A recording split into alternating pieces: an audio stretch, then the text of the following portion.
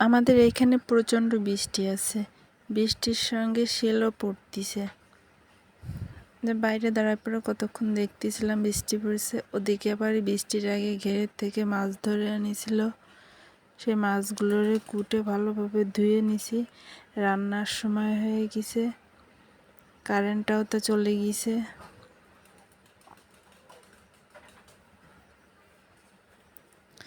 মাছগুলোকে ধুয়ে মাছ ভালো সুন্দর করে ভাজি করে নিছি। আর এই যে আলু দিয়ে ডিম রান্না করলাম অল্প পরিমাণে, সব কিছু অল্প অল্প করেই রান্না করেছি।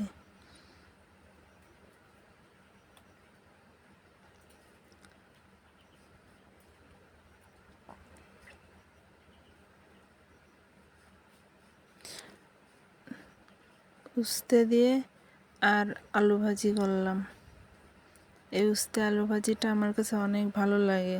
নিজেদের গাছের উস্তে তো, দেশি উস্তে ছোট ছোট, এগুলো খেতে অনেক স্বাদ। পরে বাইরে তাকায় দেখি এখনও বৃষ্টি কমেনি, এখনও শিল পড়তিছে, প্রচণ্ড পরিমাণে শিল পড়িছে। যে দেখেন কিভাবে পড়তিছে একটু একটু করে, উঠোন পুরো সাদা হয়ে গেছে।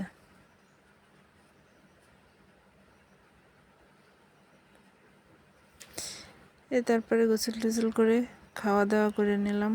খাওয়া দাওয়া শেষ।